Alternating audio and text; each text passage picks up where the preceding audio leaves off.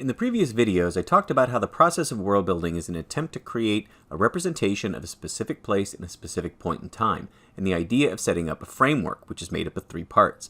The world scope, which is the breadth of the world and its depth of detail, especially around locations I call focal points. The world sequence, or its timeline of important events that led to the now of the world, which I call the point of the present. And the perspective, or who is describing the world and what they choose to tell us about it. With a firm understanding of these concepts, it's time to get down to the business of filling out that framework by developing the society and the different social forces at play in the world. We should take a moment to recognize that many different human societies have existed over time across the world. Without going too far down the road of social philosophy, a society is more or less a group of people who agree to live under some common rules or some other recognized social order. Humans have developed all kinds of living arrangements that change over time and place, and every society attempts to regulate people's behavior through different types of social forces. To model the social forces at play in any society, I refer to things I call structures and substructures. The structures are the four broad categories of governance, economics, social relations, and cultural influences. Within these structures, I identify 14 base substructures that further define specific features of the world. There are additional substructures that I will come to later, but the idea is that all 14 of the base substructures ought to be accounted for when talking about a specific place at a specific time, regardless of whether the world is fictional, historical, or contemporary. So it works the same way for ancient Greece, Kyoto, Japan of 2020, or Ursula Le Guin's Earthsea books. Before I get into how I use this system to have students model worlds, let's quickly look at the 14 substructures in more detail, starting with the governance structure and its three substructures. Government presence is the level at which the government is involved in an average person's day-to-day life, which might include things like taxation, civic duties, the number of laws to follow. Rule of law deals with the level of policing, enforcement of laws, and the presence of a justice system such as courts and jails. And finally, the provision of social services are things like public education, healthcare, transportation services, and other things that a government might provide. Now, let's look at the economic structure and its three substructures. Here we have economic strength, which is the amount of wealth and resources in the society. Next is wealth distribution, which is a look at how equally that amount of wealth is distributed across the entire population. And then finally comes agricultural production and trade, of how much a society produces and trades. Next comes up the social relations structure, which represents the general level of equality among different groups within the society.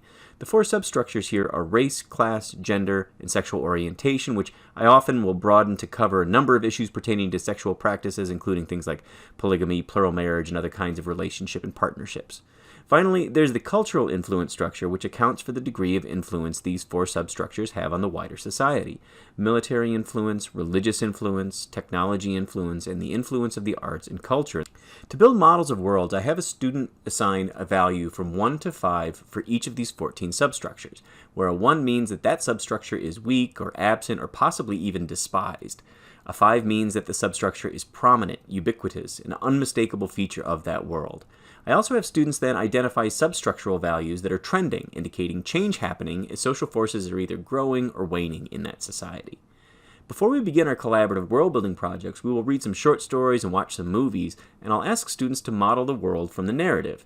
I total all of their answers and share the results of the class, and there's usually less consensus than one might think.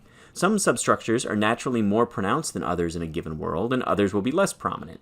Others are hard to identify one way or another, and that's fine. The idea is that this demonstrates that these categories and values don't have any objective meaning in and of themselves, and stable definitions for them might only make sense in the context of a given world. Both the categories and the values are intentionally left open to many different interpretations. So one fun close reading exercise is to ask students to isolate specific moments or details that led them to assign the values that they did. This reinforces the idea of perspective, or that we're learning about the world through a narrator who chooses what information to share about the world during the course of the story. The idea here is that these substructures are a web of social forces, where shifts in one substructure would have a ripple effect across the other 14. For example, the government is usually involved with issues of taxation, wealth distribution, trade. It also plays a major role in establishing and enforcing equality or inequality among its citizens. It will also be influenced by culture, where laws could be underwritten by religious texts, or that it functions as a technocracy. The goal is for participants to look through the values of the substructures, including which ones are trending, and brainstorm by making connections between them. Now, it's also important to understand that the values are not necessarily value judgments. A 5 in government presence only means that the government is heavily involved in its citizens' lives. So that could be a dystopian authoritarian state, or a caring commune that works hard to look after everybody's well-being. A 5 in social services means that the government provides a lot for its people, which could mean great public education for all, or it could also mean that that education is government propaganda, coupled with a compulsory fitness regime to shape the perfect citizen. A 5 in one substructure for this world might mean something very different when you build another world. As I said, there are some other substructures that can often be useful to think through, depending on the type of world that you're building. Under governance, there could be foreign relations, or the relationship between the world you're building and the worlds next door. Another is government accountability, or whether citizens have any say in their government's actions. For economics, it can be useful to separate agriculture and trade, and separating those categories of natural resources and the strength of trade, which may not go hand in hand. In social relations, we can also look at things like ageism and ableism within a society. And in fantasy and science fiction worlds, it's often necessary to think about relations between species. So how do humans, elves, and dwarves get along? Or alien species, artificial intelligences, robots, and things like that for science fiction. For cultural influences, sometimes a society's relationship to the natural world is important, or whether drugs and drug culture are prevalent. And of course, for fantasy worlds, there's magic.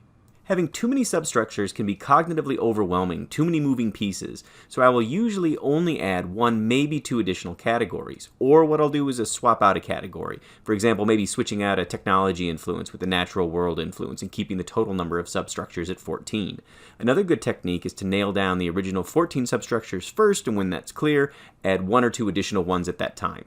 The idea is to turn the interpretation of these values into a story, or what I call a meta-narrative, or a story about the world, which I'll talk about in more detail in a future video.